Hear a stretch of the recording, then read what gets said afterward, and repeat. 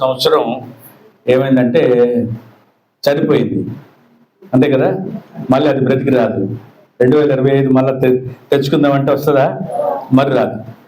చనిపోయిన వారికి మనం ఏం చేస్తామంటే చనిపోయిన తర్వాత నివాళులు అర్పిస్తూ దాంతోపాటు ఆ సంవత్సరం గురించి జరిగినటువంటి మేలులన్నింటినీ ఏదైనా ఎవరైనా చనిపోయారు అనుకోండి, మనం ఏం చేస్తామంటే కృతజ్ఞతా కూడికలు పెడతాము కదా. వారు చేసినటువంటి గొప్ప కార్యాలు, వారిలో ఉన్నటువంటి మంచి అన్నిటినీ జ్ఞాపకం చేసుకుంటూ మనం ఏం చేస్తామంటే వారిని మనం గౌరవార్థంగా మనం ఏం చేసుకుంటాం, సన్మానించుకుంటాం. లేదంటే వారి యొక్క ఆ యొక్క సంవత్సరం అంతా కూడా మనకి దీవెనకరంగా ఉన్న విధానాన్ని పరిశీలించుకుంటూ వారి గురించి గొప్ప మాటలు చెప్తాం. అలాగే 2025 సంవత్సరంలో కృతజ్ఞత మనం చెల్లించవలసినటువంటి అనేకమైనటువంటి అంశాలు మన ముందు ఉండి ఉంటాయి కంపల్సరీగా ప్రియుల. ఎందుకంటే మనం ఈ సంవత్సరంలో అడుగు పెట్టిన తర్వాత అనేక సార్లు రోగాలు బారిన పడి ఉంటాం. అనేకమైనటువంటి సమయాల్లో ఎన్నో రకాలైనటువంటి ప్రయాణాలు చేస్తుంటాం. తర్వాత అనుదిన కార్యక్రమాలు ఎన్నో జరిగించుంటాం.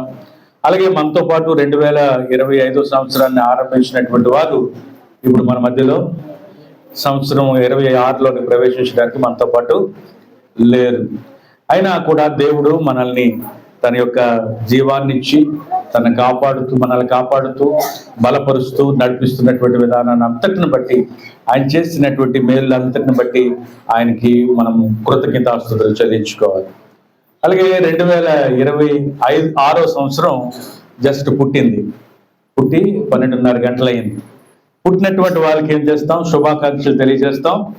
శుభాకాంక్షలు, తర్వాత ఆశీర్వాదం. ఇక మీదట ఈ సంవత్సరం ఇక మీ జీవితం అంతా కూడా చాలా బాగుండాలని చెప్పి మనం ఏం చేస్తాం? ఆశీర్వాదాలు తెలియజేస్తాం. 2026 పుట్టింది. అయితే ఈ సంవత్సరాన్ని దేవుడు మనకి దయా కిరీటంగా మనకి అనుగ్రహించాడు. జనరల్గా ఒక వ్యక్తి ఏమంటున్నారంటే, ఇది మన ఒక పేజీ అయిపోయింది, మన జీవితం పుస్తకంలో ఒక పేజీ అయిపోయింది, ఇంకొక పేజీ కొత్తగా మనం ఈరోజు ప్రారంభించాం. ఒక పేజీ అయిపోయింది, అయిపోయిన పేజీ దేవుడు ఏది రాశారో ఏది రాజలేదు అంతా ఆ పేజీ అంతా ముగిసిపోయింది.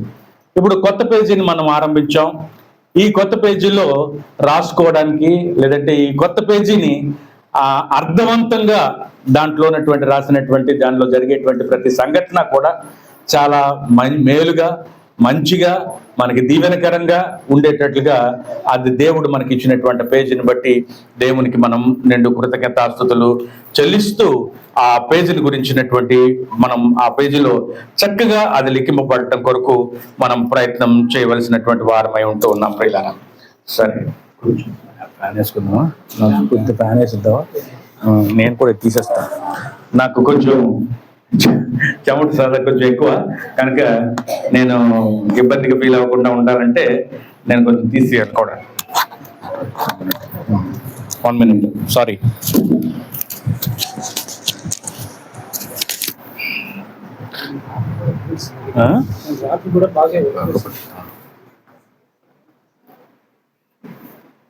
రైట్.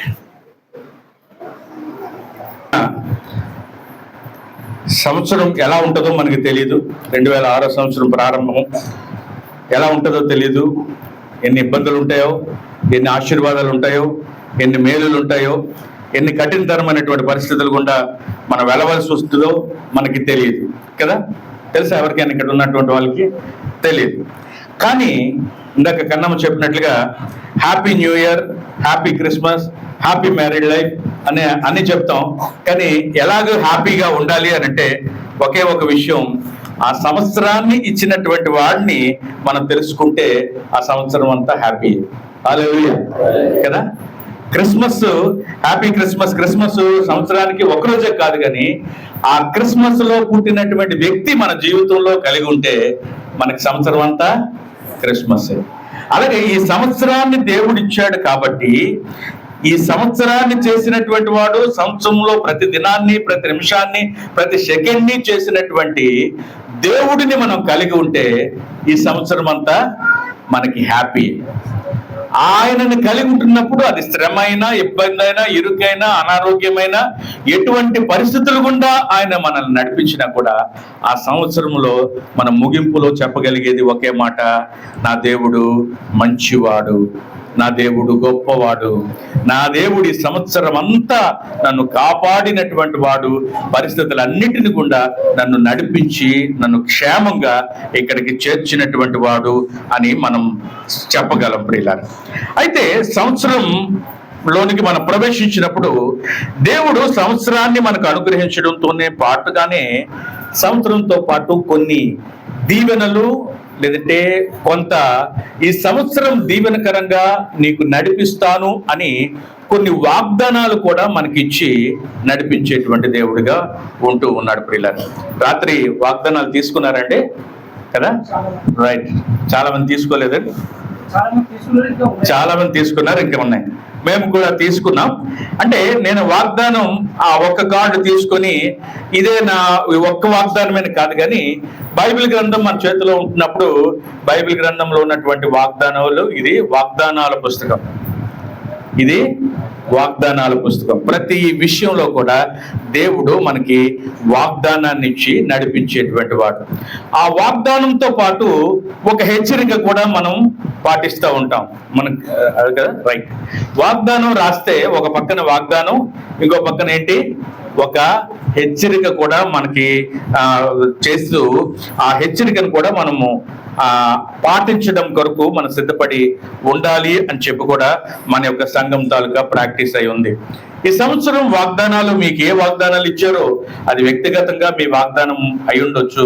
తప్పకుండా ఆ వాగ్దానం నెరవేరాలంటే మనం చేయవలసింది ఏంటంటే, వాగ్దానాన్ని ఏం చేయాలి? మొట్టమొదటిగా మనం నమ్మాలి కదా. వాగ్దానం మన జీవితంలో నెరవేరాలంటే మొట్టమొదటిగా నమ్మాలి. వాగ్దానాన్ని నమ్మినప్పుడు మాత్రమే అది మన జీవితంలో ఫలవంతంగా ఉంటుంది. హెబ్రీలు రాసినటువంటి పత్రిక 11వ అధ్యాయము 6వ వాక్యాన్ని చూసినట్లయితే ఈ విధంగా ఉంది: విశ్వాసము లేకుండా దేవునికి ఇష్టుడై ఉండుట అసాధ్యము, దేవుని యొద్దకు వచ్చేవాడు ఆయన ఉన్నాడనియు తన్ను వెదకు వారికి ఫలము దయచేవాడు అని మొదట ఏం చేయాలా? నమ్మాలి కదా. రైట్. వాగ్దానాలు మన జీవితంలో దేవుడు ఇచ్చాడు. ఆ వాగ్దానాల పుస్తకాన్నే మన చేతిలో పెట్టాడు.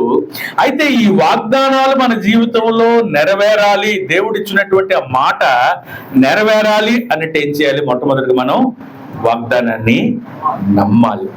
నమ్మిన తర్వాత దాన్ని ఏం చేయాలి అని అంటే, ఆ వాగ్దానం కొరకు మనం ఏం చేయాలి? ప్రార్థన చేయాలి. వాగ్దానాల కొరకు ప్రార్థన చేయాలి. దేవుడిచ్చినటువంటి మాట, దేవుడిచ్చినటువంటి ఆశీర్వాదం, దేవుడు మన కొరకు ఏర్పాటు చేసినటువంటి ఈ నూతన సంవత్సరం అంతా కూడా దీవెనకరంగా మనం ఉండాలంటే ఆ వాగ్దానాలు నమ్మినటువంటి ఏదైతే మనం నమ్మామో ఆ నమ్మికను బట్టి మనం ఏం చేయాలి? ప్రార్థన చేసుకుంటూ ఉండాలి ప్రియులారా. వాగ్దానాలు బట్టి ప్రార్థన చేసుకుంటూ ఉండాలి. ఆయన అడిగిన వానికి ఆయన ఇచ్చేటువంటి దేవుడై ఉంటూ ఉన్నాడు. మనం ప్రార్థన చేయాలి. మూడవది చూసినట్లయితే ఆ వాగ్దానాల చెప్పున బైబిల్ గ్రంథంలో ఏ వాగ్దానము కూడా అది ఖాళీగా, లేదంటే ఒక ఎంప్టీ చెక్గా ఇవ్వలేదు ఆయన ఎప్పుడు కూడా. వాగ్దానాన్ని ఉచితంగా నువ్వు ఎలాగైనా బ్రతుకు, నేను ఒక వాగ్దానాన్ని ఇచ్చి నేను నడిపిస్తాను అనేటువంటి వాడు కాదు. కానీ బైబిల్ గ్రంథంలో ఏ వాగ్దానము కూడా వాగ్దానంతో పాటు ఒక హెచ్చరిక, లేదంటే మనము చెయ్యవలసినటువంటి ఒక బాధ్యత కూడా ఉన్నది. వాగ్దానంతో పాటు ఒక షరతు, రైట్, ఒక షరతు కూడా పెట్టి, మీ బైబిల్ ఏ వాగ్దానమైనా చూడండి, వాగ్దానం ముందు కానీ వెనక కానీ ఒక షరతు ఉంటుంది. అంటే మీరు ఈ విధంగా జీవించండి, జీవించినప్పుడు మిమ్మల్ని ఈ విధంగా నేను ఆశీర్వదించి నడిపిస్తాను. బైబిల్ గ్రంథంలో ఉన్నటువంటి ఏ వాగ్దానాన్ని మీరు చదివినా కూడా, నేను చదివినప్పుడు ప్రతి వాగ్దానం వెనకాల కూడా నాకు అర్థమైంది ఒకటి ఏంటంటే, ఒక షరతు ఉంది. ఆ షరతుని మనము మన పక్షముగా తూచా తప్పకుండా ఎప్పుడైతే పాటిస్తామో, దేవుడు కూడా తన వాగ్దానాన్ని తూచా తప్పకుండా మన జీవితంలో ఆయన నెరవేర్చేటువంటి వాడుగా ఉంటున్నాడు. కనుక వాగ్దానాన్ని మనము అనుభవించాలంటే దేవుని వాక్యానికి మనము విధేయత చూపించాలి. చివరిగా చూసినట్లయితే విధేయత చూపించాలి. విధేయత తర్వాత ఆ వాగ్దానాల నెరవేర్పు కొరకు మనం ఏం చేయాలంటే నిరీక్షించాలి, ఎదురు చూడాలి కదా. ఎదురు చూడాలి. వెంటనే దేవుడు వాగ్దానం ఇచ్చాడంటే అది వెంటనే ఈ రోజు వాగ్దానం ఇస్తే వెంటనే మరొక గంటలో నెరవేరిపోతుందని ఏమి కాదు. కానీ మనము నిరీక్షణతో అంటే నమ్మాలి, ప్రార్థించాలి, దాని కొరకు మనము విధేయత చూపించాలి. నాలుగవది చూసినట్లయితే దాని కొరకు ఏం చేయాలి? ఎదురు చూడాలి. అబ్రహాముకి దేవుడు వాగ్దానం ఇచ్చాడు, నీకు నేను ఒక కుమారుని ఇస్తానన్నాడు. ఆయన కుమారుడు ఇస్తానని అబ్రహాంకు దేవుడు వాగ్దానం చేసినటువంటి కాలం చెప్పినట్లయితే 75 సంవత్సరాల వయసు అప్పుడు అబ్రహాంకు ఆ వాగ్దానాన్ని ఇచ్చాడు.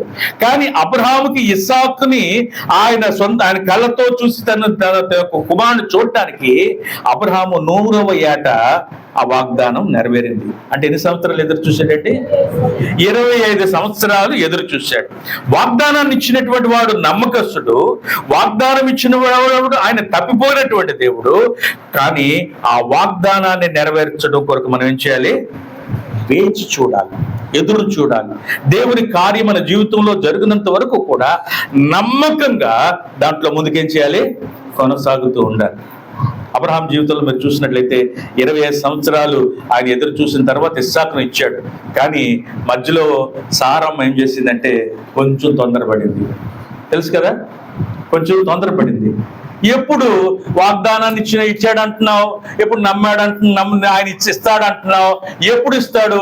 నేనైతే మృతుతుల్యం అయిపోతున్నాను, నేను వయసు మళ్ళీపోయింది, ఇంకా మనకి పిల్లలు ఏం పుడతారు అని చెప్పి ఇస్సాకు దగ్గరికి సారా అబ్రహాం దగ్గరికి వెళ్ళి ఏం చెప్పిందట?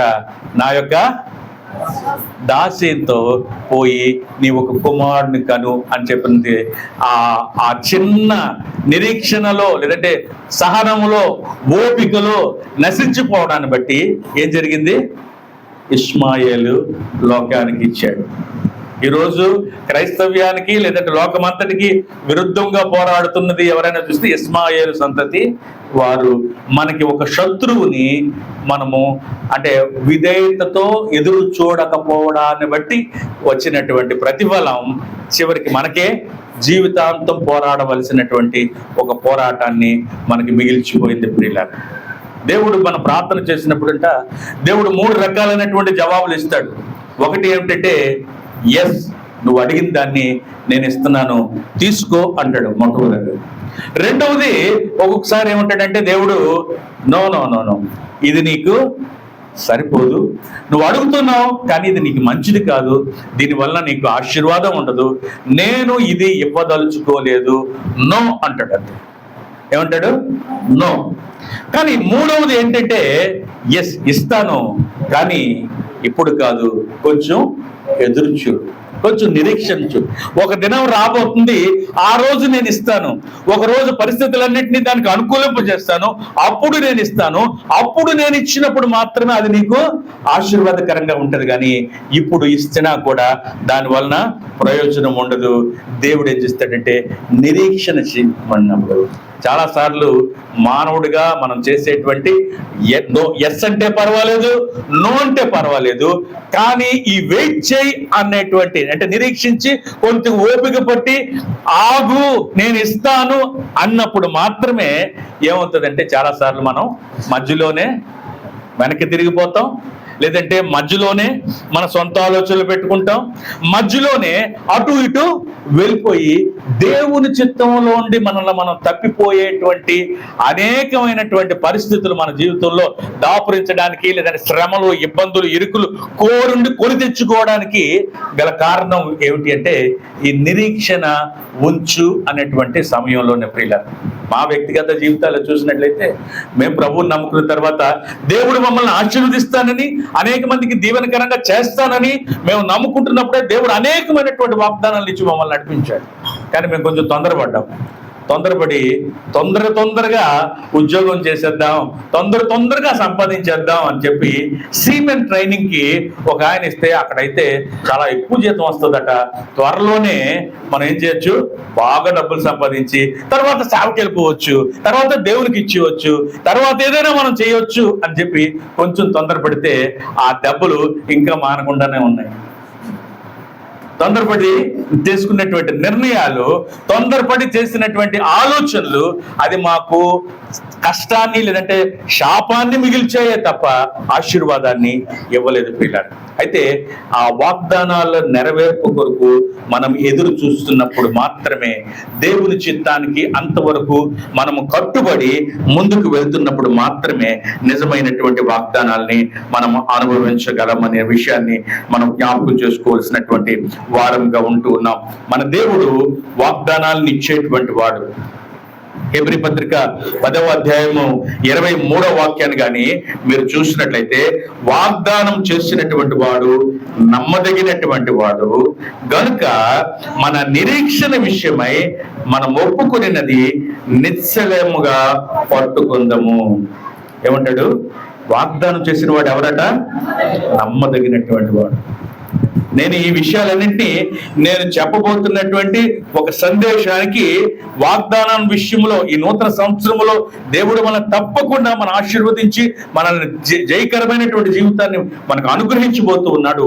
కానీ దాంట్లో ఒక అవగాహన మనం కలిగి ఉంటున్నప్పుడు మాత్రమే ఈ సంవత్సరం అంతానికి 2026వ సంవత్సరం మళ్ళా డిసెంబర్ నెల వచ్చినప్పటికీ మీరు నా దేవుడు అవును నాకు మేలు చేసేటువంటి వాడు, మేలు చేసినటువంటి వాడు అని మీరు సాక్ష్యం చెప్పాలి అని అంటే ఈ విషయాన్ని మీరు చాలా జాగ్రత్తగా గమనించాలని కోరుకుంటూ ఉన్నాను. దేవుడు ఎవరంటే వాగ్దానం చేసినటువంటి వాడు. వాగ్దానాన్ని చేసినటువంటి వాడు ఎవరంటే ఆయన నమ్మదగినటువంటి వాడు. చాలాసార్లు వాగ్దానాలు చేసేస్తాం కదా. వాగ్దానాలు ఎన్ని వాగ్దానాలు అంటే, మనం నచ్చినప్పుడు వచ్చేస్తానండి, చేసేస్తానండి, అబ్బాబా ఈసారి నేను ఇక మీదట తాకుండా ఉంటానండి, ఇక మీదట తిరగకుండా ఉంటానని అనేకమైనటువంటి నిర్ణయాలు కూడా తీసుకుంటూ ఉంటాం. చాలాసార్లు నూతన సంవత్సరంలోకి వెళ్తున్నప్పుడు ఒకసారి వెనక్కి తిరిగి చూస్తే ఈ సంవత్సరం ఆరంభంలో ఏమిటంటే, 2026లో మాత్రం ఇక మీదట నేను చక్కగా బైబిల్ చదివేయాలి, ప్రతిరోజు ఒక్క అధ్యాయమైనా చదవకుండా బయటికి వెళ్ళకూడదు, ఈ 2026 సంవత్సరం చాలా జాగ్రత్తగా ప్రారంభించి రోజుకి 1 గంటైనా నేను ప్రార్థన చేసుకోవాలి, లేదంటే మరొక కొంచెం బాగా లావ్ అయిపోతున్నాను, ఈ సంవత్సరం అంతా బాగా ఎక్సర్సైజ్ చేసి నడిచి ఏం చేయాలి, కొంచెం శరీరాన్ని తగ్గించుకోవాలి, ఆరోగ్యాన్ని కూడా చాలా జాగ్రత్తగా చూసుకోవాలి, ఇలా చేసుకోవాలని చాలా మనం నిర్ణయాలు తీసుకుంటాం. కానీ ఆ నిర్ణయాలంతా 3 నెలల ముచ్చట, తర్వాత చతికిలు పడి ఇది మన వల్ల కాదులే అనుకుంటూ ఉంటాం కదా చాలాసార్లు. అయితే వాగ్దానం ఇచ్చినటువంటి మన దేవుడు మాత్రం ఆయన నమ్మదగినటువంటి వాడు. ఆయన ఇచ్చాడంటే అది తప్పకుండా నెరవేర్చేటువంటి దేవుడిగా ఉంటూ ఉన్నాడు.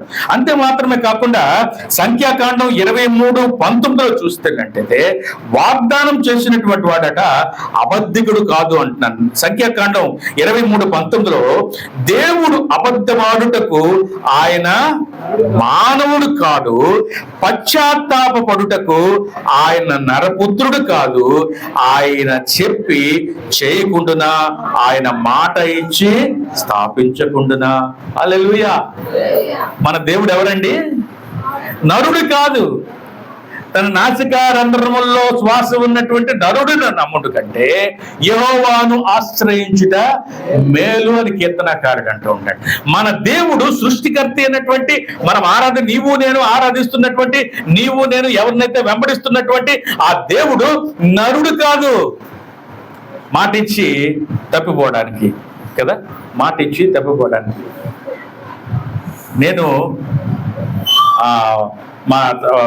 మా తాతయ్య మీకు తెలిసి ఉంటుంది అనుకుంటాను, చుట్టాల బాబు అంటారు, లేదంటే అప్పలనాయుడు ఆయన పేరు. ఆయన ప్రతిరోజు, నేను చిన్నప్పటి నుంచి మా తాతయ్యని మా అమ్మమ్మని చూస్తుండేవాడిని. మా తాతయ్యకి ఏ అలవాటు అంటే తాగుడు అలవాటు ఉండేది, మా అమ్మమ్మకి తిట్టుడు అలవాటు ఉండేది.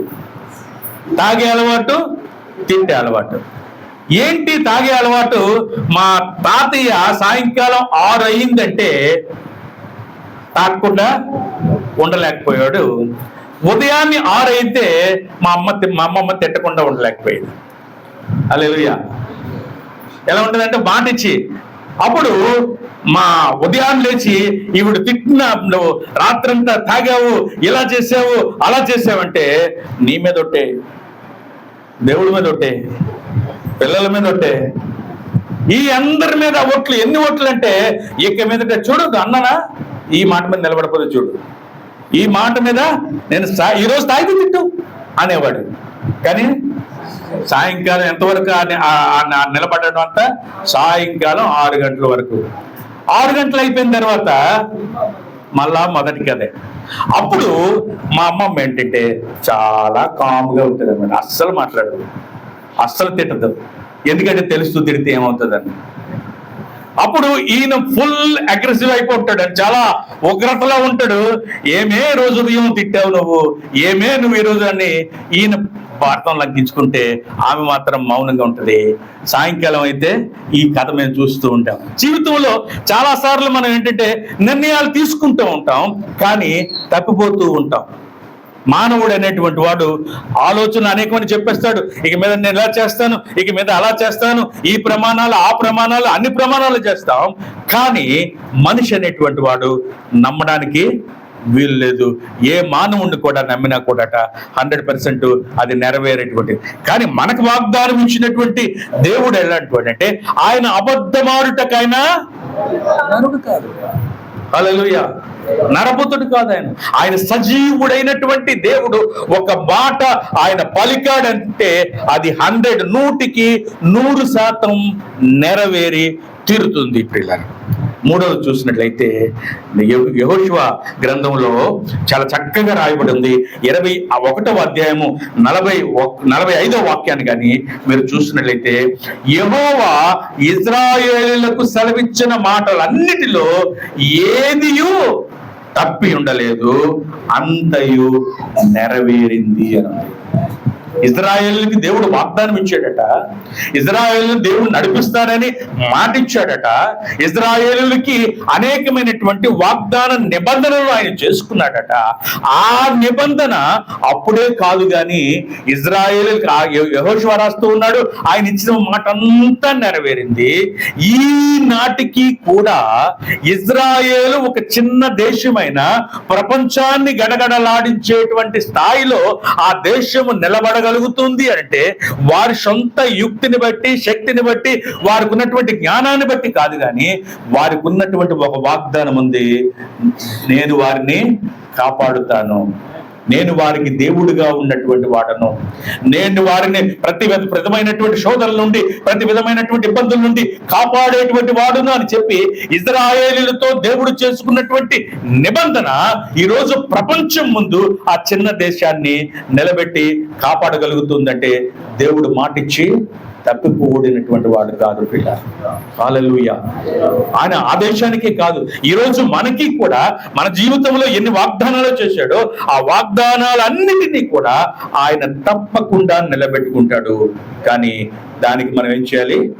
ఓపికతో కనిపెట్టుకోవాలి, నిరీక్షణతో ఆయన వరకు నడవాలి.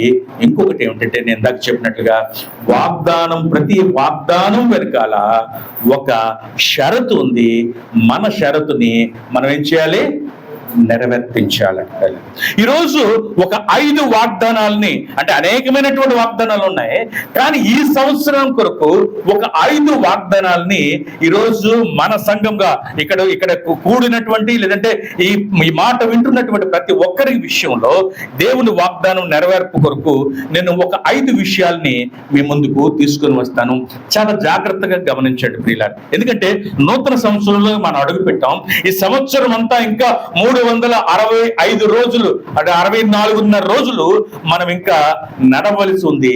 ఈ సంవత్సరం అంతా దీవెనకరంగా ఉండాలి అనంటే ఈ సందేశాన్ని మన జీవితంలో అర్థం చేసుకొని ఆ వాగ్దానాన్ని మనం స్వతంత్రించుకుంటూ నమ్ముతూ ఈ నిరీక్షణతో ముందుకు వెళ్ళినట్లయితే ఈ సంవత్సరం అంతట్లో కూడా గొప్ప దీవెనకరమైనటువంటి సాక్షిగా ఆయన కొరకు మనము నిలబడగలుగుతాం. మొట్టమొదటి వాగ్దానం నేను మీకు జ్ఞాపకం చేస్తున్నటువంటి వాగ్దానం ఏమిటంటే ఆయన సన్నిధి మనతో పాటు ఉంటుంది. మత్తయి సువార్త 28వ అధ్యాయము 20వ వాక్యాన్ని కానీ మనం చూసినట్లయితే బైబిల్ ఉన్నటువంటి వారు తెరిచి జాగ్రత్తగా మీరు గమనించాలని కోరుకుంటూ ఉన్నాను. మత్తయి సువార్త 28వ అధ్యాయము 20వ వాక్యంలో ఈ విధంగా ఉంది, నేను మీకు ఏ ఏ సంగతులను ఆజ్ఞాపించుతునో వాటన్నిటినీ గైకొనవలెనని వారికి బోధించుడి. ఇదిగో యుగ సమాప్తి వరకు అన్ని వేళల, బైబిల్ సదాకాలము నేను మీతో పాటు ఉంటాను, అన్ని వేళలా నేను మీకు తోడుగా ఉంటాను. బైబిల్ గ్రంథం చెప్తుంది యుగ సమాప్తి వరకు అన్ని వేళలా. ఇందాక నేను చెప్పాను ఈ సంవత్సరం ఏమొస్తుందో మనకి తెలియదు, తప్పకుండా ఇరుకులు వస్తాయి, ఇబ్బందులు వస్తాయి, శోధనలు వస్తాయి. నేను ఎప్పుడూ కూడా ఏ బైబిల్ గ్రంథం మనకి సేఫ్ ట్రావెల్ ని ప్రామిస్ చేయలేదు, కానీ సేఫ్ గా అంటే మనల్ని సుఖవంతమైనటువంటి ప్రయాణాన్ని బైబిల్ మనకు వాగ్దానం చేయలేదు, కానీ సుఖవంతంగా చేరేటువంటి మన గమ్యాన్ని మాత్రం బైబిల్ ప్రామిస్ చేస్తుంది. జాగ్రత్తగా అర్థం చేసుకోండి. బైబిల్ గ్రంథం మీకు ఏ ఇరుకు, ఏ ఇబ్బంది, ఏ కష్టం, ఏ కన్నీరు, ఏ అనారోగ్యం లేకుండా నేను మిమ్మల్ని సురక్షితంగా తీసుకొని వెళ్తాను అని, అంటే మిమ్మల్ని ఏ ఆటంకము రాకుండా తీసుకొని వెళ్తానని వాగ్దానం చేయట్లేదు. కానీ చివరికి మీరు చేరినప్పటికి మాత్రం మీరు క్షేమకరమైనటువంటి, అంటే ఏమంటారంటే సేఫ్ ల్యాండింగ్ అంటారు. అంటే విమానం ఆకాశంలోకి వెళ్ళిన తర్వాత ఆకాశంలో టర్బులెన్స్ వస్తాయి, ఆకాశంలో భయం ఉంటది, ఆకాశంలో గాలి ఉంటది, ఆకాశంలో అనేకమైనటువంటి ఒత్తిడులు ఉంటాయి. కానీ ఆ విమానం ఆకాశంలో ప్రయాణిస్తున్నప్పుడు అవేవి ఉండకుండా స్మూత్ గా వెళ్ళిపోతుంది అని చెప్పి బైబిల్ గ్రంథం మనకు ప్రామిస్ చేయట్లేదు, కానీ అది సురక్షితంగా మాత్రం దిగవలసినటువంటి స్థలంలో అది దిగుతాది అని మాత్రం బైబిల్ గ్రంథం మనకి వాగ్దానం చేస్తుంది. ప్రభు ఇక్కడ ఏం చెప్తూ ఉన్నాడంటే అన్ని వేళలా సిద్ధపడండి, ఆలోచించండి, ప్రార్థన చేసుకోండి, నిర్ణయం తీసుకోండి. అన్ని వేళలా ఎటువంటి సమయం వచ్చినా నీ జీవితంలో అది ఎటువంటి పరిస్థితి అయినా కావచ్చు, ఆనందము ఉండొచ్చు, దుఃఖము ఉండొచ్చు, కానీ ప్రభు మనకి ఇస్తున్నటువంటి వాగ్దానం ఏంటంటే అన్ని వేళలా నేను మీతో పాటు ఉంటాను. ఇది జనరల్, అంటే ప్రామిసెస్ లో, వాగ్దానాల్లో జనరల్ ప్రామిసెస్ అంటారు. అంటే ఇవి ఆయన యందు విశ్వాసం ఉంచినటువంటి ప్రతి ఒక్కరికి చెందినటువంటివి. ఒకవేళ రాత్రి మీరు తీసుకున్నటువంటి వాగ్దానాలు మీ వ్యక్తిగతంగా అయి ఉండొచ్చు, వ్యక్తిగతంగా దేవుడు వాగ్దానాలు ఇస్తాడు, అలాగే సంఘానికి సేవకులు సమూహముగా కూడా మనకి దేవుడు వాగ్దానాలు ఇస్తాడు. నేను వ్యక్తిగత ప్రామిస్ గురించి నేను చెప్పటం లేదు, అది మీకు మీ దేవునికి మధ్య ఉన్నటువంటి వ్యక్తిగతమైనటువంటి ప్రామిస్. అది అందరికీ చెందకపోవచ్చు, కానీ సమాజముగా ఆయనతో పాటు ఉండేటువంటి మనందరికీ దేవుడు ఇస్తున్నటువంటి వాగ్దానం ఏమిటంటే నేను ఈ సంవత్సరం అంతా కూడా నీతో పాటు ఉంటాను. హల్లెలూయా. ఏంటి అంత చప్పగా చెప్తున్నారు? ఆయన ఉంటే నాకేంటంటే ప్రయోజనం అనుకుంటున్నారా ఏంటి? కదా, ఏదో డబ్బు ఉంటుందంటే సంతోషిస్తాం, లేదంటే ఆరోగ్యం ఉంటుందంటే సంతోషిస్తాం, ఈ సంవత్సరం అంతా మరొక ఇల్లు మీద ఇల్లు ఇంకోటి కట్టేస్తామంటే సంతోషిస్తాం, కానీ ఆయన ఉంటే నాకేమొస్తుంది అనుకుంటున్నారా ఏంటి? కదా, లేదు కదా, లేదండి. ఆయన ఉంటే అన్నీ మనతో పాటు ఉంటాయి. హల్లెలూయా. ఆయన ఉంటే అన్నీ మనతో పాటు ఉంటాయట. ఒక ఆవిడ ఒక దగ్గర నుంచి వెళ్తూ ఉంటే అట్నుంచి ఒక రాజుగారు వారి సైనికులందరూ కూడా వెళ్తూ ఉన్నారు. అక్కడ ఒక తీవ్రమైనటువంటి ప్రమాదం ఉంటే ఆవిడ ఎవరో వెళ్తున్నారు అని చెప్పి వెంటనే వెళ్ళి, అయ్యా మీరు అటుపక్క వెళ్ళకండి, అటుపక్క సమస్య ఉందని వెంటనే రాజుగారిని హెచ్చరించి రాజుగారి ప్రాణాన్ని ఆవిడ కాపాడిందట. కాపాడిన తర్వాత రాజుగారు చాలా సంతోషించారు. చాలా సంతోషించి అన్నారట, అమ్మా నీకు ఏం కావాలో కోరుకో, నువ్వు ఈరోజు నా ప్రాణాన్ని కాపాడావు, ఈరోజు నాకు ఎంతో సహాయం చేశావు, కాబట్టి నేను నీకు ఒక సహాయాన్ని నువ్వేం అడిగితే అది నేను చేద్దాం అనుకుంటున్నాను అని అంటే ఆవిడ ఆలోచించిందట. ఆవిడ ఆలోచించినప్పుడు మొట్టమొదట ఏమనుకుందంటే, ఏం అడుగుదాం, నాకు ఇల్లు లేదు, ఒక చిన్న గుడిసె మాత్రంలా ఉంది, ఆ ఇల్లు అడుగుదామా అని అనుకుందట. తర్వాత మా వీధిలో రోడ్ లేదు, రోడ్డు అడుగుదామా అనుకుందట. మాకు కరెంట్ లేదు, కరెంట్ అడుగుదామా అని అనుకుందట. ఇలా ఆలోచిస్తుంటే అనేకమైనటువంటి సమస్యలు ఆమె మైండ్లోకి వస్తూ ఉన్నాయి. ఇది అడగనా, అది అడగనా, ఇది అడగనా, అది అడగనా అని చెప్పి చివరికి ఆమె ఆలోచించి అన్నదట, అయ్యా రాజుగారు, ఏమీ లేదు, ఒక చిన్న కోరిక నేను అడుగుతాను, ఆ చిన్న కోరిక మీరు తీర్చగలిగితే అది నాకు చాలండి అన్నదట. రాజుగారు ఏంటమ్మా పర్వాలేదు అడుగన్నారు. రాజుగారు, మీరు మా ఇంటికి వచ్చి ఒక వారం రోజులు మా ఇంట్లో ఉండండి అన్నదట. ఏమన్నది? ఒక్క వారం రోజులు మీరు మా ఇంటికి వచ్చి మా ఇంట్లో మాతో పాటు మీరు ఉండండి, అంతే, అంతకు మించింది ఇంకేమీ లేదయ్యా అన్నారట. అంటే రాజుగారు అన్నారా, ఓ అదే మాత్రం పర్లేదు ఉంటానమ్మా అని చెప్పి ఆయన మాటిచ్చారు. ఆ తర్వాత రాజుగారు వెళ్ళేటువంటి సమయం వచ్చింది. రాజుగారి తాలూకా ఆయనకి కాపలా కాసే వాళ్ళందరూ కూడా ముందు వచ్చారట. ఎక్కడ ఆవిడ ఇల్లు, రాజుగారు వెళ్తానంటున్నారు, ఎక్కడ ఇల్లు అంటే, ఆ ఇల్లు అంటే ఆ మూలని ఊరి చివరన ఒక చిన్న గుడిసెలో ఉంటుందంటే. అయితే రాజుగారి ఇంట్లోకి వస్తే ఈ గుడిసెలో ఉండాలా అంటే, లేదు లేదు లేదు అని చెప్పి, అరే వారం రోజుల్లో ఏం చేయాలా, రాజుగారు వచ్చే లోపు చక్కగా ఏం చేయాలి, మంచి ఇల్లు ఒకటి కట్టించేయాలి. ఏం చేస్తారో నాకు తెలియదు, మీరు వెంటనే తీసుకొని ఆ ఇంటిని రాజుగారు వచ్చే లోపు మంచి ఇల్లు కట్టియండి. ఏదో మూలనండి అక్కడంతా బురద, ఆ దారంతా చాలా ఇరుకైంది అని అంటే, అయ్యా రాజుగారు ఈ బురదలో ఈ ఇరుకులో వెళ్తారా? లేదు లేదు, అక్కడికి మంచి రోడ్డు వేసియండి. రాజుగారు వచ్చిన తర్వాత ఆయన ఎక్కడ పడుకుంటారు అంటే, ఆ కుక్క మంచం మీద పడుకోవాలండి. అబ్బోబో, రాజుగారు వచ్చినప్పుడు కుక్క మంచం అండి, రాజుగారు వచ్చినప్పుడు వాళ్ళకి ఇంట్లో కావలసినవన్నీ కూడా ఏర్పాటు చేసేయండి. రాజుగారు వచ్చినప్పుడు కరెంట్ ఉండదు, అయ్యో కరెంట్ లాగేయండి. అందరూ వాళ్ళు రాజుగారు వస్తారంటే రాజుగారితో పాటు ఏమొచ్చే, అన్నీ వచ్చాయట. ఇంతకు ముందు అడిగితే ఏమొస్తుంది, ఇల్లు అంటే ఇల్లు వస్తుంది, కరెంట్ అంటే కరెంట్ వస్తుంది, రోడ్ అంటే రోడ్డే వస్తుంది. దేవుడు మనల్ని ఆశీర్వదిస్తే, దేవుని తాలూకు ఆశీర్వాదాలు మనం అడిగితే చాలా సార్లు ఒక్కొక్కటి ఆ ఆశీర్వాదం మాత్రమే వస్తుంది. కానీ రాజుగారే వచ్చి మనతో పాటు ఉంటే, రాజుగారే మన జీవితంలో ఉంటే, సర్వ సృష్టికర్త అయినటువంటి సృష్టికర్తే మనతో పాటు ఉంటే, సృష్టి అంతా కూడా ఆయన మాటకు లోబడి మనతో పాటు ఆయన యొక్క కార్యాలు మన జీవితంలో చూడగలుగుతాం. రాజుగారు దేవుడు ఉంటే, దేవుడు మన హృదయాల్లో ఉంటే, ఆయన మన జీవితాల్లో కలిగి ఉంటే, ఆయన ఆల్ఫా ఒమేగా, ఆయన మనతో పాటు ఉంటే ఆయన అంతం లేదు. ఆయనతో పాటు జీవించేటువంటి జీవితం ఇహమందు జీవితమే కాదు, కానీ ఆయన జీవితం ఆయనతో పాటు జీవిస్తే మనకి నిత్యం జీవించేటువంటి జీవితం ఆయన ఉచితంగా వాగ్దానం చేస్తూ ఉన్నాడు. పిల్లలు, నిత్య జీవాన్ని వాగ్దానం చేస్తూ ఉన్నాడు, నిత్య సంపదను వాగ్దానం చేస్తున్నాడు, నిత్యమైనటువంటి కృప, కనికరమ, ప్రేమ, అన్ని ఆశీర్వాదాలు ఆయనకి ఏదైతే ఉందో అవన్నీ కూడా మనకి దేవుడు వాగ్దానం చేస్తూ ఉన్నాడు. భయపడాల్సినటువంటి పని లేదు. 2026 కేవలం మనం చేయవలసినది ఆయన మనతో పాటు ఉండేటట్లుగా. అయితే ఆ 20వ వాక్యంలోనే ఇంకొక మాట మీరు 28వ వాక్యంలోనే 20వ వాక్యంలోనే ఇంకొక మాట మీరు జ్ఞాపకం చేసుకోవాలి. నేను ఇందాక చెప్పాను, వాగ్దానం నెరవేరాలి అని అంటే ఆయనతో పాటు ఆయన మనతో పాటు ఉంటానని యుగ సమాప్తి వరకు, అంటే యుగ సమాప్తి అనేది ఆయనకి సమాప్తి అనేది లేనే లేదు.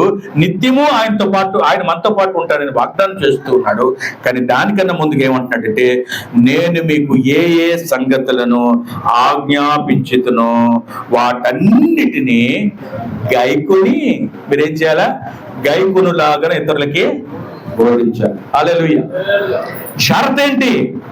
ఆయన మీతో పాటు ఉంటాడు, తప్పనిసరిగా ఉంటాడు. ఆయన వెళ్ళిపోడు, మీతో పాటు ఆయన ఆశీర్వాదం అంతా ఈ సంవత్సరం నిలిచి ఉంటది. కానీ మీరు నేను చేయవలసినటువంటి షరత్ ఏంటట? జాగ్రత్తగా అర్థం చేసుకో, సమాధానం చెప్పండి. షరత్ ఏంటి? ఆయన ఆజ్ఞలన్నిటినీ ఏం చేయాలట? గైకొని. ఏం చేయాలా? మనం గైకొనాలంటే నెరవేర్చడానికి, అంటే అది చేయవలసిన చెప్పవలసిన మాటలన్నిటినీ ఏం చేయాలి? మనం మన వ్యక్తిగత జీవితాల్లో చెయ్యడానికి మనము నిర్ణయం తీసుకొని వాటిని ఇతరులకి బోధించవలసినటువంటిది షరతు. హల్లెలూయా.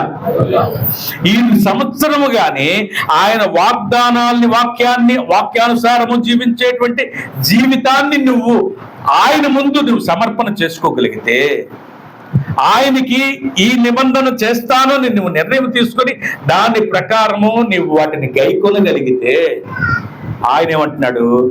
యుగ సమాప్తి వరకు నేను నీతో పాటు. హల్లెలూయా.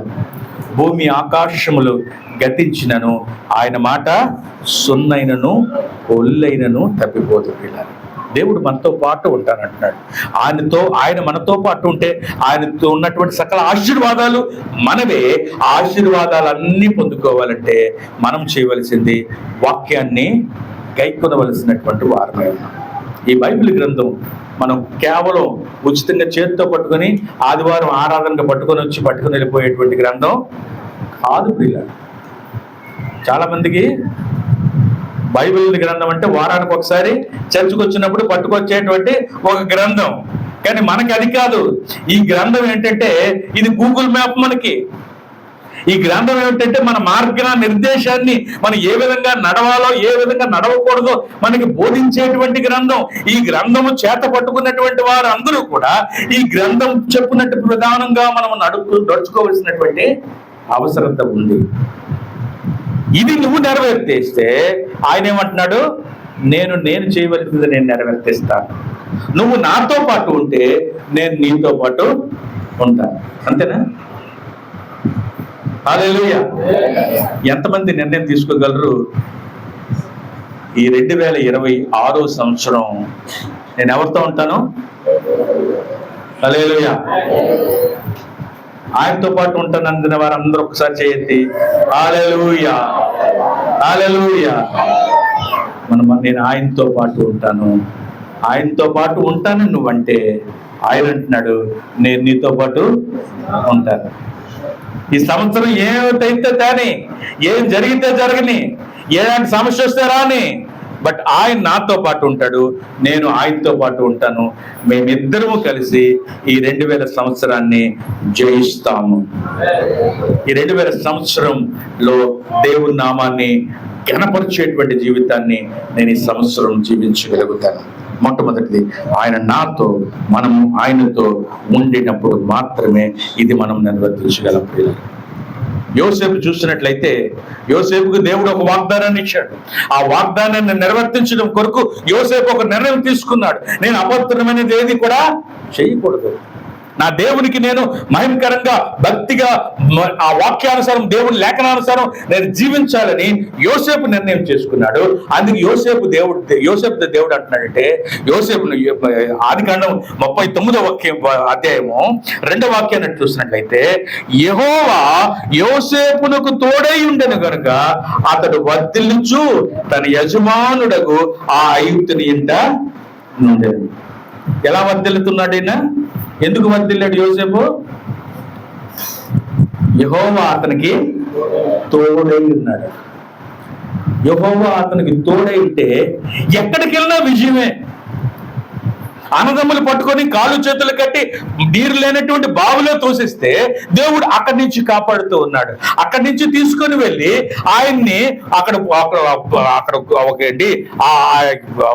యజమానుడి తాలూకా ఇంట్లో ఉంచితే అక్కడ కూడా తనకి విరుద్ధంగా కార్యాలు జరిగితే అక్కడ విజయాన్ని ఇస్తున్నాడు. తీసుకుని వెళ్ళి చెరసాల్లో పడిస్తే అక్కడి నుంచి విజయాన్ని ఇస్తూ ఉన్నాడు.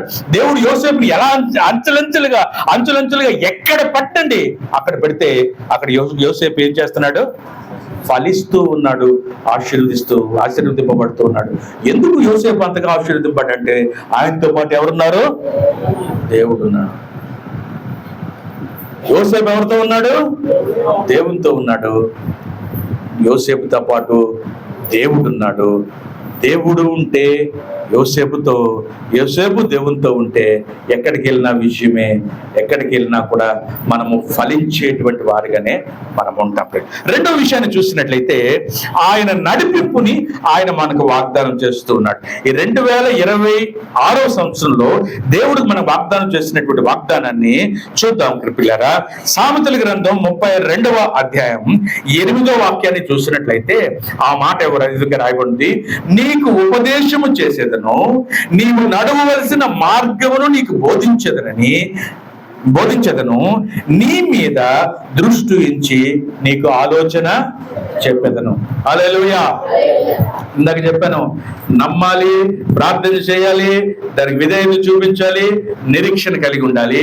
దేవుడు ఏమంటాడంటే 2000 సంవత్సరంలో నీకు నేనేం చేస్తాను, ఉపదేశాన్ని చూపిస్తాను. బైబిల్ గ్రంథంలో ఇంకో మాట కూడా ఉంది, నీవు కుడి పక్కని ఆయన ఎలా వెళ్ళాలి, ఎడం పక్కని ఎలా వెళ్ళాలి, లేదంటే నీవు కుడి ఎడమలను ఆయన ఏం చేస్తాడట, నీకు మార్గ నిర్దేశాన్ని ఆయన ఏం చేస్తాడు, చూపిస్తాడు.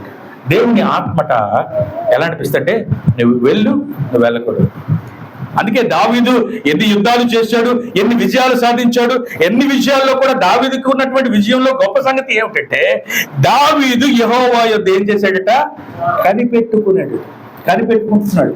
దేవుని అడుగుతూ ఉన్నాడు, ప్రభువా ఆయన వాళ్ళు యుద్ధానికి వచ్చారు, వీళ్ళందరూ అంటారు పదండి యుద్ధానికి వెళ్దాం, మన సైనికులందరూ రెడీ చేయండి అంటే, ఉండండి, ఆగండి, దేవుడిని ఒకసారి అడిగి వచ్చేస్తాను.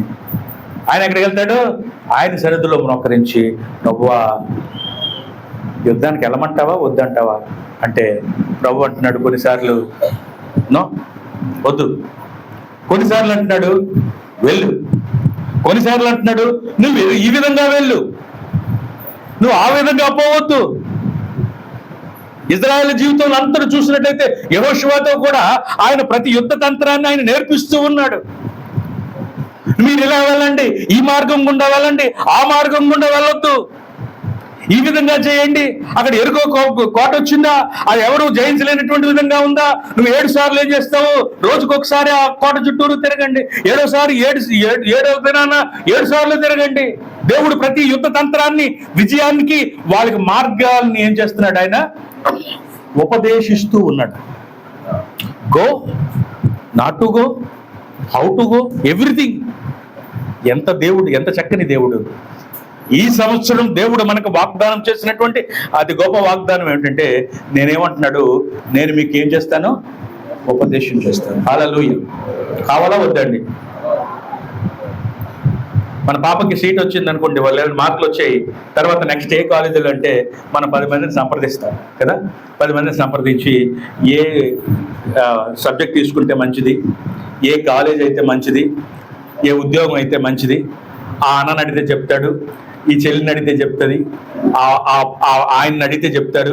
చాలా మనం ఏం చేస్తాం, మన జీవితాల్లో సమస్య వచ్చినప్పుడు వెంటనే మన మనుషులను జ్ఞాపకం చేసుకుంటాం. ఆయన సలహా ఇస్తాడు, ఈయన సలహా అయితే బాగుంటుంది, ఆయన చెప్తే నడుస్తుంది, ఈయన చెప్తే ఆయనకి అనుభవం ఉంది కనుక అని మనుషులు అంటారు. కానీ యెహోవా సలహా ఇస్తే ఆ సలహాకి తిరిగే లేదు. హల్లెలూయా. ఎందుకంటే మన జీవితంలో ఆది ఆయన ఎరుగును, అంతము ఆయన ఎరుగును, మన పుట్టుక ఆయన ఎరుగును, మన మరణము ఆయన ఎరుగును. కనుక మన జీవితాన్ని ఎక్కడ నడిపించాలో, ఎలా నడిపించాలో సమస్తమును ఎరిగినటువంటి వాడు యెహోవా దేవుడు. ఆయన అంటూ ఉన్నాడు, నేను మీకు సలహా ఇస్తాను. ఉపదేశం అంటే నేను నిన్ను నడిపిస్తాను, నీ చెయ్యి పట్టుకుని నడిపిస్తాను.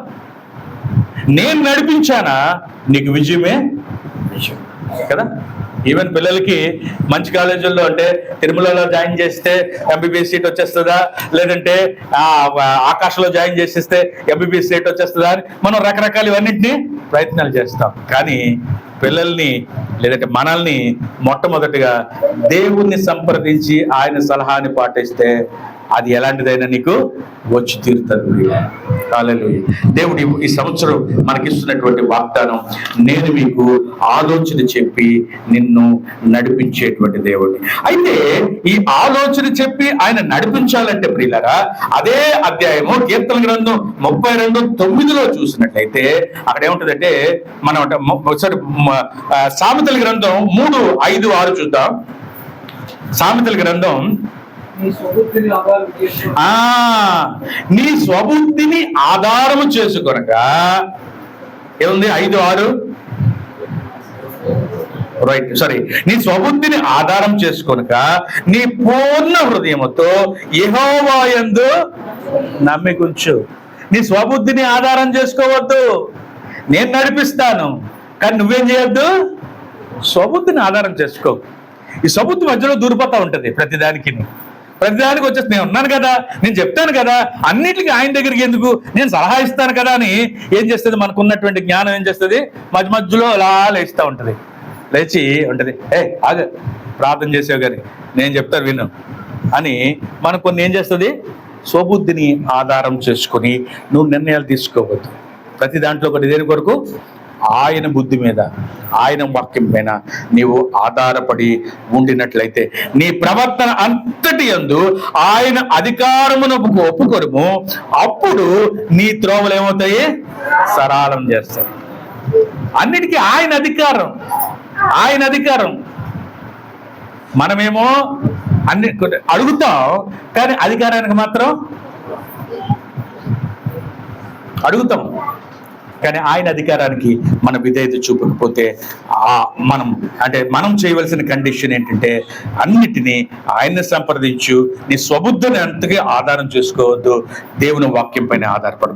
మూడో విషయాన్ని చూసినట్లయితే ప్రొవిజన్ అంటాం. ప్రొవిజన్ అంటే ఆయన ప్రతిదీ మనకు సమకూర్చేటువంటి వాడు, మన అవసరతలన్నిటినీ తీర్చేటువంటి వాడు. ఫిలిప్పీలు రాసినటువంటి పత్రిక 4వ అధ్యాయము 19వ వాక్యాన్ని ఏమని చూసినట్లయితే కాగా దేవుడు తన ఐశ్వర్యం చొప్పున క్రీస్తు యేసునందు మహిమలో మీ ప్రతి అవసరతను, ప్రతి అవసరత అండి, కోరిక అండి, జాగ్రత్తగా, అవసరత కోరిక, అవసరం. మన జీవితాల్లో అవసరాలు ఉంటాయి, కోరికలు ఉంటాయి. జాగ్రత్తగా అవసరాలని కోరికల్ని మనం రెండింటిని చాలా జాగ్రత్తగా అర్థం చేసుకోవాలి. అవసరం అంటే మనకి అది కంపల్సరీగా, అది లేకపోతే మనం బ్రతకలేము, అది లేకపోతే మనం చేయలేము. కోరికలు ఉంటాయి, కానీ అదేంటంటే మనకి కావలసిన దానికంట, లేదంటే మనకి ఉన్నదానికంట ఆకాశానికి నిచ్చెనలు వేసి కోరికలు ఉంటాయి. కోరికలకి అంతమే లేదు. నేను చాలాసార్లు చెప్తున్నా, నడిచేటువంటి వాడికి చెప్పులు కావాలి, చెప్పులు ఇస్తే సైకిల్ కావాలి కదా, నడవలేకపోతున్నాం, సైకిల్ కావాలి, సైకిల్ ఇస్తే బండి కావాలి, బండి ఇస్తే కారు కావాలి, కారు ఇస్తే విమానం కావాలి, విమానం ఇస్తే అంతకన్నా వేగంగా వెళ్ళిపోయేటువంటి ఏదైనా యంత్రం కావాలి. మొన్న చైనా వాళ్ళు ఒక ట్రైన్ ని కనిపెట్టారు. ఆయన ట్రయల్ రన్స్ ని విడిపెట్టారు. ఆ ట్రైన్ అట 1 గంటలో 700 కిలోమీటర్లు వెళ్ళిపోతుంది. 1 గంటలో 700 కిలోమీటర్లు అంటే 1.5 గంటలకు హైదరాబాద్ వెళ్ళిపోతుంది. మనం విజయనగరం వెళ్ళడానికి ఒక్కోసారి 1.5 గంట పడుతుంది. కానీ ఆ ట్రైన్ ఏంటంటే ఇలా స్టార్ట్ అయిందంటే 1 గంట తిరిగిలోపు ఎక్కడికి విజయవాడ దాటిపోయింది, మరొక 1/2 గంటలో హైదరాబాద్ చేరిపోయింది. 1.5 గంటలకు హైదరాబాద్. మనిషి కోరికలు ఏంటంటే ఇంకా వేగంగా వెళ్ళిపోవాలి, ఇంకా వేగంగా వెళ్ళిపోతున్నారులేండి కదా. రోజు న్యూస్ పేపర్లో చూస్తే ఎంతమంది వేగంగా వెళ్ళిపోతున్నారో తెలీదు. త్వరగా వెళ్ళిపోతున్నారు. దేవుడు చెప్పినటువంటి నిర్ణయం చెప్పిన కాక, దేవుని ప్రణాళిక చెప్పిన కాక త్వరగా వెళ్ళిపోతున్నారు. ఎందుకంటే మనుషులకి కోరికలు ఎక్కువైపోతున్నాయి. కానీ అవసరతలు, కోరికలు చాలా జాగ్రత్తగా అనిపించాయి. ఈ సంవత్సరం అంతా దేవుడు మనకు వాగ్దానం చేసినటువంటి వాగ్దానం ఏమిటంటే, నీ ప్రతి అవసరతని నేను తీరుస్తాను. నీ కోరికలు మాత్రం కాదు, నీ ప్రతి అవసరత అంటే ఉండడానికి ఇల్లు, కట్టుకోవడానికి బట్ట, తినడానికి తిండి, నీవు ఒకరి దగ్గర చెయ్యి చాపకుండా నిన్ను నిలబెట్టేటువంటి బాధ్యత నాది. ఆకాశ పక్షులను చూడండి, అవి విత్తవు, కొయ్యవు, కొట్లలో కూర్చుకొనువు, వారి ప్రతి అవసరత నేనేం చేస్తున్నాను, తీరుస్తూ ఉన్నాను. దేవుడు అది సృష్టి అంతటికీ ఆయన ఇచ్చినటువంటి అందరి మానవుడు కానీ దేవుడి చిత్తానికైతే ఈరోజు ఆకలి చావే లేదు, ఈరోజు లేమి లేదు, ఈరోజు మనం చేయి చాపాల్సినట్టు అవసరత లేదు. ఆయన యెహోవా నాకు దేవుడిగా ఉంటే నాకు లేమి, ఆయన నా కాపరైతే నాకు లేమి లేదు, ఎవరికీ లేమి ఉండదు. దేవుడు అందుకని అన్నిటినీ కావాల్సిన దానికన్నా అన్నిటినీ ఎక్కువగా సృష్టించాడు. మనుషుల జీవితంలో చూసుకుంటే మనకు ఒక్కరిని పెట్టలేదు, 2 కళ్ళు పెట్టాడు, అన్ని రెండింటిని ఎక్స్ట్రా పెట్టాడు. ప్రియులారా, మన జీవితంలో అనేకమైనటువంటి బాడీలో అవసరతలు కూడా చూస్తాట. కిడ్నీలు 2 అవసరం లేదు, 1 ఉంటే చాలు, కానీ 2 పెట్టాడు. దేవుడికి కావాల్సిన దానికన్నా మనకు అన్నిటినీ అధికంగానే ఇచ్చాడు. కానీ మన కోరిక ఏంటంటే ఇంకా కావాలి, దాచుకోవాలి, దోచుకోవాలి, ఎక్కడెక్కడో బ్యాంకుల్లో పెట్టేయాలి. కొంతమందికి మన దేశంలో క్లెయిమ్ చేయలేనటువంటి అమౌంటే కొన్ని లక్షల కోట్లు ఉంది, బ్యాంకుల్లో మురిగిపోతుంది. పెట్టారు కానీ తిరిగి తీసుకోవడానికి కూడా అవ్వలేదు. అలాంటి ఆస్తులు మనుషుల తాలూకా కోరికలు ఎక్కువైపోయి వాళ్ళ ఆస్తి ఎంతంటే లక్షల కోట్లు, కోట్లు అంటే మనిషికి ఆస్తికి అంతం లేదు. కానీ దేవుడు అంటున్నాడు, నీ ఆశల్ని నీ కోరికలను నేను తీర్చలేనే, కానీ నేను ఒకటి మాత్రం వాగ్దానం చేస్తున్నాను, నీ ప్రతి అవసరత నేనేం చేస్తాను, నేను తీరుస్తాను. ప్రభు అనుదినం మన అవసరం తీర్చాడు. అందుకనే మన ప్రార్థన ఏమిటంటే, పరలోక ప్రార్థన ఏం చెప్తుంది, ఏం నేర్పిస్తుంది మనకి? పరలోకం ఉందండి, మా అనుదిన ఆహారము నేడు మాకు దయచేయము. ప్రార్థన కూడా, ఆ ప్రార్థనలో మనం ఎన్ని చెప్తామో, కానీ అయ్యో నాకు అది లేదే, నాకు ఇది లేదే, నాకు ఇది లేదే, నాకు అది లేదు, అయ్యో లాలు కట్టించుకుంటున్నారా, ఇల్లు కట్టించుకుంటున్నా, నాకు అది లేదు, ఎప్పుడు ఎత్తాడా దేవుడు, ఎప్పుడు ఎత్తాడా దేవుడు, ఇదే ఆలోచన. ప్రార్థన చేస్తే ప్రభువా నాకు అది నాయన, నాకు ఇది నాయన, నాకు ఇది నాయన, నాకు ఇది యేసునామములో ఆమేన్. కోరికలు ఏంటంటే అవి మన ప్రార్థనల్ని పెడదోవ పట్టేస్తున్నాయి, మన బ్రతుకుల్ని పెడదోవ పట్టేస్తున్నాయి, మన ఆఖరికి మోసంలో ముంచి మోసపోయేటువంటి మనల్ని చేసి జీవితంలో గమ్యం లేనటువంటి బ్రతుకులుగా మనుషుల జీవితాలు నిలిచిపోతున్నాయి. కానీ దేవుడు ఏమంటాడంటే, నీ ప్రతి అవసరతను నేను తీరుస్తాను, నేను పోషించేటువంటి పోషకుడిని నేను ఉన్నాను, నేను పోషిస్తాను, నేను పోషించడమే నా బాధ్యత. ఇజ్రాయేలు అక్కడ ఐగుప్తులో నుండి వాళ్ళు ప్రయాణం చేస్తున్నప్పుడు దేవుడు వారికి అంటున్నాడు, నేను మన్నాను ఇస్తాను కదా, ఈ అరణ్యం తీసుకొచ్చావు మమ్మల్ని చంపడానికి దేవుడు అని వాళ్ళు మోషే మీద సరుగుతుంటే దేవుడు అంటున్నాడు, మీకు మన్నాను పంపిస్తున్నాను. మన్నా ఏంటంటే ఆకాశం నుంచి రోజు పడుతుంది. మన్నాను దేవుడు కూడా ఎంత చక్కగా అంటే, ప్రతిరోజు ఉదయం వెళ్ళి వాళ్ళు ఏం చేయాలా, కూర్చుకోవాలి. దాన్ని అంటే కూర్చుకుని ఆ రోజు తినడానికి కావాల్సింది ఆ రోజు చేసుకోవాలి. అది 2వ రోజు కూర్చుకుంటే పాడైపోతుంది. కానీ ఆ రోజుకి ఆయన ఇస్తాడు, ప్రతిరోజు ఆయన మన్నాను కురిపిస్తూనే ఉంటాడు. హల్లెలూయా.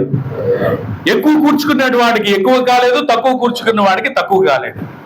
దేవుని తాలూకా ప్రణాళిక ఎంత చక్కగా ఉంటుందంటే, ఆయన మన్నాతో వారిని 40 సంవత్సరాలు పోషించాడు.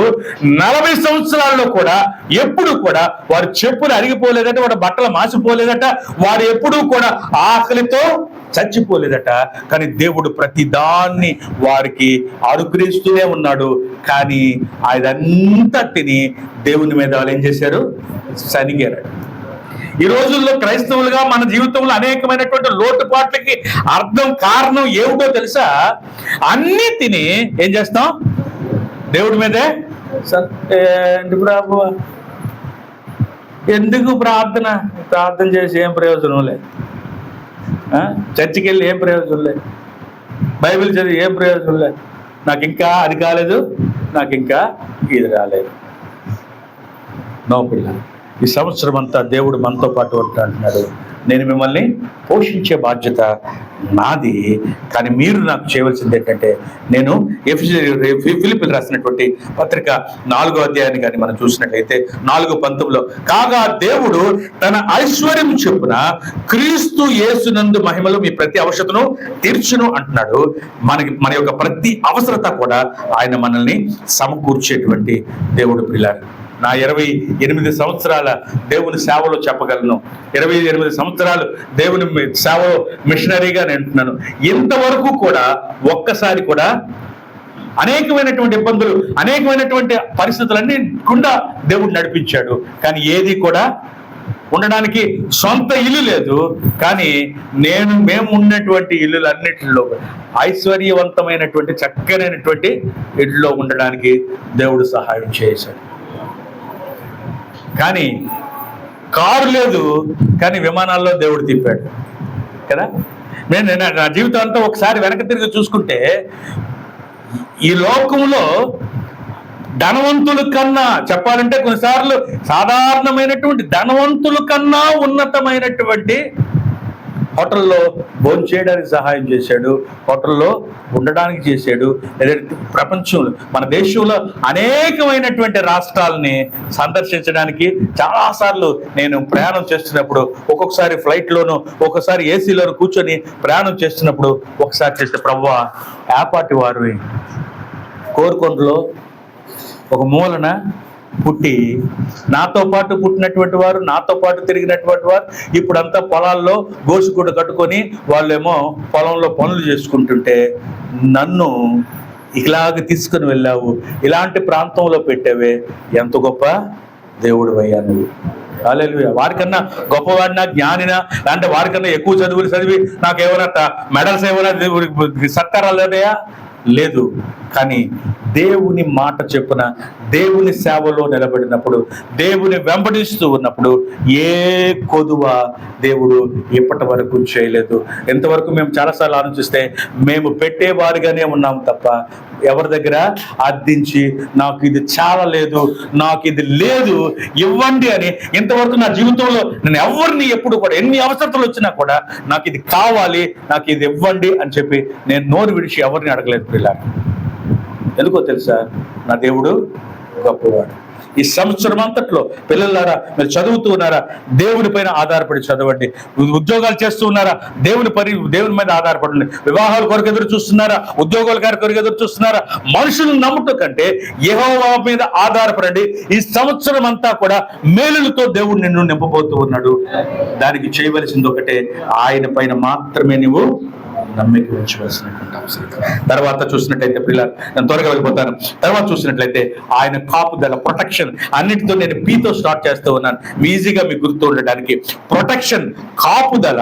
ఆయన ఎక్కడికి వెళ్ళినా కూడా మనకి కాపుదల. 121వ అధ్యాయము కీర్తనలు 7వ వాక్యాన్ని చూసినట్లయితే, ఏ అపాయమును రాకుండా యెహోవా నిన్ను కాపాడును, ఆయన నీ ప్రాణమును కాపాడును, ఇది మొదలుకొని నిరంతరము నీ రాకపోకడలు యందు యెహోవా నిన్ను కాపాడు. హల్లెలూయా.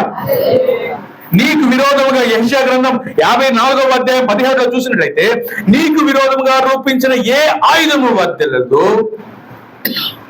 న్యాయ విమర్శంలో నీకు దోషారోపణ చేయు ప్రతి వానికి నీవు నేరస్థాపన చేసేదవు.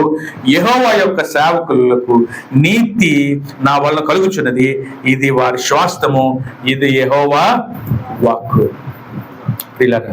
కాపుదల అంటే సెక్యూరిటీ ఎలా పెట్టుకుంటారంటే, ఈసారి ఇప్పుడు ప్రస్తుతానికి ఏంటంటే సెక్యూరిటీ కెమెరాలు పెట్టుకుంటారు. కొంతమంది డబ్బులు ఉన్నటువంటి వారు ఇంటి ముందు ఏం చేస్తారు? వాచ్మెన్ పెట్టుకుంటారు, సెక్యూరిటీ గార్డ్. లేదంటే ఇంకా డబ్బు, లేదంటే ఇంకా సెలబ్రిటీస్ అయితే వారి వెనకాల ఏమంటారు? గన్మెన్స్ ఎదురు పట్టుకుని వెళ్తా ఉంటారు. ప్రోటోకాల్ ఉంది. ఈయన ఎవరో తెలుసా? మినిస్ట్రీ గారు. పక్కన రావడానికి దూరంగా వెళ్ళు. కారు వస్తుందంటే ఎవరో మినిస్ట్రీ కారు ముందు ఇంకొక పోలీస్ వ్యాన్ వెళ్తుంది, దాని వెనకాతల కారు వెళ్తుంది, దాని వెనకాతల ఇంకొక పోలీస్ వ్యాన్ వెళ్తుంది. వీళ్ళు ఏంటంటే అందరికీ సెక్యూరిటీ. అన్ని సెక్యూరిటీలు ఉంటే ఆలు ప్రాణాలు పోగొట్టుకుంటున్నారు. ఇందిరాగాంధీని చంపించిన వారు సెక్యూరిటీగానే చంపేశారు. ఈ లోకంలో సెక్యూరిటీ ఎప్పుడు కూడా నమ్మలేదు, భయమే ఎప్పుడు ఆ సెక్యూరిటీ ఆగంతోనే నన్ను కాపాడేవాడు, నన్ను కాల్చేస్తాడో లేదో తెలియదు, భయంగా బ్రతకాల్సిన. కానీ యెహోవా సెక్యూరిటీ ఎలా ఉంటుందంటే, నువ్వు ఎక్కడికి వెళ్ళినా కూడా ఆయన ప్రసన్నత, ఆయన సన్నిధి, అది నీకు పొలంలోనా, లేదంటే కలవలోనా, లేదంటే నువ్వు ఎక్కడ పనిచేస్తావా, ఎక్కడికి వెళ్తూ ఉన్నావా, దేవుని సెక్యూరిటీ నీకుంటే ఎక్కడికి వెళ్ళినా నీకు ధైర్యంగా నిశ్చింతగా పడుకోవచ్చు. చాలా మంది డబ్బున్న వాళ్ళకి నిద్ర లేదట. వాళ్ళంటే డబ్బుతో బెడ్డ కొనుక్కోవచ్చు కానీ నిద్రను కొనుక్కోలేరు. చాలా మంది డబ్బులు ఉన్నటువంటి వాళ్ళు, చాలా మంది ఉన్నతంగా ఉన్నట్టు రాత్రి పడుకున్నప్పుడు స్లీపింగ్ టాబ్లెట్ లేకుండా పడుకుంటే మాకు నిద్ర రాదండి అనేటువంటి. అడగండి సైకాలజిస్ట్ని చూస్తే, అనేక మంది డాక్టర్లు సంప్రదిస్తున్నటువంటి వాళ్ళు అక్కడికే, అయ్యా అన్నీ ఉన్నాయి కానీ ఏం లేదు, సమాధానం లేదు, శాంతి లేదు, భయం. రాత్రి అంటే భయం వేస్తుంది, బయటికి వెళ్తే భయం వేస్తుంది, ఇన్నైతే ఉన్నాయి కానీ నాకు సమాధానం లేదు. కానీ యెహోవాను ఎవరైతే ఆశ్రయిస్తారో, యెహోవాను ఎవరైతే దేవుడిగా పడుకుంటారో వారు నిశ్చింతగా పడుకుంటారు. మా ఆవిడ నాతో అంటుంటుంది, ఏంటంటే కూర్చొని పడుకుపోతున్నారు. నా ప్రయాణాలన్నీ చేస్తూ ఉంటాను, ప్రయాణాల్లో హ్యాపీగా ఉంటుంది, చక్కగా నిద్ర వస్తే బాగా పడుకుంటూ వెళ్ళిపోతాను. బస్సు ఎక్కేమో కారు ఎక్కేమో ఎక్కిన కొద్దిసేపటికే గోరకలు వస్తాయి. ఇంతవరకు నాకు నిద్ర పట్టనటువంటిది ఎప్పుడో ఏదో నా అనారోగ్యం వస్తే తప్ప నిద్ర పట్టలేదు, లేదంటే ఆ సమస్య వల్ల ఈ సమస్య వల్ల నాకు అంతా మనసు కలతగా ఉంది, ఎప్పుడు కలతలేదు. పడుకున్న వెంటనే వితిన్ నిమిషాల్లోనే 2-3 నిమిషాల్లోనే హాయిగా నిద్రపోతా. దేవుడి సేవకులకు ఉన్నటువంటి అదొక ఇంకొకటి, ఇది హ్యాపీగా నిద్ర వస్తుంది. ఎందుకంటే మాకు భయం. అదే కాదు అండి ప్రియులారా, దేవుని బిడ్డలుగా మనం ఇవ్వగలిగినటువంటి సాక్ష్యం కూడా ఏమై ఉండాలంటే, నాకు ఏ చీకు చింత లేదు. అంటే సమస్యలు లేవా అంటే బోల్డ్ అని సమస్యలు ఉన్నాయి. చెప్పాలంటే రాత్రంతా కూర్చోబెట్టి నీకు సమస్యలు చెప్పాలంటే రోజంతా పట్టేస్తుంది, అన్ని సమస్యలు ఉన్నాయి. కానీ ఏ సమస్య మమ్మల్ని అది ఇక్కడి వరకు వచ్చే అక్కడికి వెళ్ళిపోవడమే తప్ప ఇక్కడి వరకు అది రాలేదు. హల్లెలూయా. సమస్య ఎక్కడ ఉంటుంది? ఇక్కడికి వచ్చి ఇక్కడి నుంచి వెళ్ళిపోతుంది, కానీ ఆ సమస్య ఎప్పుడు ఇక్కడికి దిగిపోదు. ఇక్కడికి ఎప్పుడైతే దిగిందో జీవితంలో ఏంటి? అశాంతి, అసౌకర్యం, ఎక్కడ చెల్లినా చీకు చింత, ఎప్పుడు కూడా సాడీలు, సమస్యలు. అయ్యా ఇది జరగలేదు, అది లేదు. దేవుడు అంటున్నాడు, నేను నిన్ను కాపాడుతాను. నువ్వు ఎక్కడికి వెళ్ళినా మనం దానియేలు గారిని చూసినట్లయితే, దానియేలు షద్రకు మేషాకు అబేద్నెగో అని వెళ్తే వాడిని ఏం చేశాడట? వాడిని పట్టుకొని తీసుకుని వెళ్ళి ఎక్కడ పెట్టేశారు? సింహాల బోన్లో పడేశారు. సింహాల బోన్లో పడిన తర్వాత రాజుగారికి అక్కడ నిద్ర లేదు, మంటలో వేసినటువంటి వాళ్ళకి నిద్ర లేదు. ఏమవుతుందో ఏం చేస్తుందో. ఉదయాన్నే రాజుగారికి రాత్రంతా నిద్ర పట్టలేదు. ఉదయాన్నే వచ్చి ఎక్కడ చూడండి రా బాబు, వేసిన వాళ్ళు ఉన్నారా పోయారా అంటే వాళ్ళు ఎలా ఉన్నారు? హ్యాపీగా. మంటలో ఉన్నవాడికి నిద్ర ఉండకూడదు, కానీ వాళ్ళు మాత్రం హ్యాపీగా ఉన్నారు. సింహాల బోన్లో వేస్తే అక్కడ హ్యాపీగానే ఉన్నారు. ఎక్కడ వేసినా కూడా ఎన్ని సమస్యలు ఉన్నా, ఎన్ని ప్రమాదాలు ఉన్నా కూడా వారికి చింత లేదు. ఎందుకంటే మాతో పాటు ఎవరున్నారు? నా దేవుడు ఉన్నాడు అనేటువంటి ప్రియులరా, అటువంటి ఫియర్లెస్ అంటే చింత లేనటువంటి జీవితాన్ని ఆయన కాపుదలను మనకి అనుగ్రహిస్తూ ఉన్నాడు. కాపుదల ఉండాలంటే ఏముండాలో తెలుసా? భయం లేకుండా ఉండాలి. హల్లెలూయా. అర్థం ఉందా? కాపుదల. దానియేలు షద్రకు మేషకుకి, దానియేలుకి సింహాల బోన్లో వేసిక ముందు కూడా, నువ్వు సింహాల బోన్లో వాళ్ళు నిన్ను పడేస్తారు, పడేసినా కూడా నేను నిన్ను కాపాడుతాను, నువ్వు క్షేమంగా బయటకు వస్తావని దేవుడు ముందు చెప్పాడా? తర్వాత తెలిసిందా? ముందు చెప్పలేదు. ముందే చెప్పాడు అనుకోండి, వాళ్ళు పడుకున్నారంటే అర్థం ఉంది. ఎందుకంటే ఈ సింహాల బోన్లో ఉండి వాడి నోటు మూయించి దేవుడు నన్ను బయటికి తీసుకొస్తాడని దేవుడు ముందే చెప్పాడు కాబట్టి అక్కడికి వెళ్ళినా కూడా నాకు భయం ఉంటుంది, ఎందుకంటే నా దేవుడు కాపాడు. కానీ దేవుడు ముందు చెప్పలే. జాగ్రత్తగా అర్థం చేసుకోండి. శ్రమలకు ముందు చెప్పలేదు, కానీ శ్రమలలో గుండా వెళ్ళినప్పుడు మాత్రమే వారు దాన్ని చూశారు. చూసిన తర్వాత మాత్రమే వారి అనుభవంలోనికి వచ్చింది. అలాగే జీవితంలో మనకి శ్రమలు లేకుండాను కాదు, కానీ భయం లేకుండా నువ్వు దాన్ని ఎదుర్కొన్నప్పుడు మాత్రమే దేవుని కాపుదలని నువ్వు చూడగలవు. కానీ మనం అంతవరకు ఎదురు చూడడం మధ్యలోనే అయిపోతుంది. అదేగా చివరిగా విషయాన్ని చెప్తున్నాను ప్రియులారా. 5వది ఏంటంటే ఆయన ప్రాస్పరిటీ, అంటే ఆయన తాలూకా అభివృద్ధిని, ఆశీర్వాదాన్ని ఈ సంవత్సరం దేవుడు మన కాపుదలని ఆయన మనకు వాగ్దానం చేస్తున్నాడు. ద్వితీయోపదేశకాండం 30వ అధ్యాయాన్ని మీరు చూసినట్లయితే, ద్వితీయోపదేశకాండం 30వ అధ్యాయము 9-10 చూసినట్లయితే ఆయన ఏమంటున్నట్టే, మరియు నీ దేవుడైన యెహోవా నీ చేతి పనులన్నిటి విషయములో నీకు ఫలము దయచేస్తానంటున్నాడు. నీ పశువుల విషయంలోను, నీ భూమి పంట విషయంలోను నీకు మేలు కలుగునట్లు నిన్ను వర్ధిల్లపజేస్తాను. హల్లెలూయా. హల్లెలూయా. నిజంగా దేవుని బిడ్డల్లో మనము దేవుని ఎడల విశ్వాసం ఉండి మన ధైర్యంగా ఉంటుంది. ఊరంతా పంట పోయినా మనకు నిలబడినట్టు చేస్తాడు. మిగతా వాటికి ఎన్ని రోగాలు వచ్చినా మన పంటను కాపాడుతాడు. ఎంతో మంది సాక్ష్యాలు నేను విన్నాను. రైతులుగా మనం ఉంటున్నా కూడా దేవుడు మన యొక్క ప్రతి ఒక్క అవసరతను ఏం చేస్తాడట, కాపుదలను ఇస్తాడు. ఈ సంవత్సరం అంటూ ఉన్నాడు, దేవుడు నీకు అభివృద్ధిని కలుగు చేస్తాను, నీవు ఫలిస్తావు, నీ పశువుల విషయంలోను నీ భూ పంటల విషయంలోను నీకు మేలు కలుగునట్లు వర్ధిల్లింప చేస్తాను. ఈ ధర్మశాస్త్ర గ్రంథమందు వ్రాయబడిన ఆజ్ఞలను కట్టడలను నీవు గైకున్న నీ దేవుడని యెహోవా మాట విని నీ పూర్ణ హృదయముతోను నీ పూర్ణ ఆత్మతోను నీ దేవుడని యెహోవా వైపు నీవు మలుకుంటున్నప్పుడు ఏముంటుందంటే, యెహోవా నీ పితరుల యందు ఆనందించినట్లు నీకు మేలు చేయుటకు నీ యందు ఆనందించి నీ వైపు మళ్ళును. హల్లెలూయా. 2026 ఎంతవరకు లేదంటే 25లో ఫలము లేదు, అభివృద్ధి లేదు, ఆశీర్వాదం లేదు, ప్రయాసపడుతున్నాను, కష్టపడుతున్నాను, అయినా కూడా చేతికి రావటం లేదు, నా కడుపు నిండటం లేదు, నా పిల్లల ఆకలి తీరటం లేదని నువ్వు ఎన్నెన్ని అనుకుని ఉండొచ్చు. కానీ ఈ సంవత్సరం దేవుడు నీకు వాగ్దానం ఇస్తున్నాడు, పూర్ణ హృదయముతో, పూర్ణ బలముతో, పూర్ణ శక్తితో ఆయన నీవు సేవించు. నీ యొక్క పాడి పంటలు, నీ చేతి పని, నీ వృద్ధి, నీ చదువు నీకు ఆశీర్వాదాన్ని తీసుకొని వస్తుంది. హల్లెలూయా, హల్లెలూయా. పిల్లలు ఎంతవరకు నేను గుర్తు చెబుతుందంతా కూడా పిల్లరా జాగ్రత్తగా, అనేకమైనటువంటి ఆశీర్వాదాలు ఉన్నాయి. ఈ 5 ఆశీర్వాదాలు అతి ప్రాముఖ్యమైనది. నీ పార్ట్ నువ్వు చేస్తున్నట్లయితే ఆయన పార్ట్ ఆయన చేస్తానని ఆయన మనకు వాగ్దానం ఇస్తున్నాం. 5 విషయాలు మనం జ్ఞాపకం చేసుకున్నాం. ఒకటి, ఆయన ప్రెజెన్స్, ఆయన కాపుదల. రెండవది, ఆయన పాత్ అంటే ఆయన మార్గాన్ని ఆయన మనకు బోధించేటువంటి వాడు.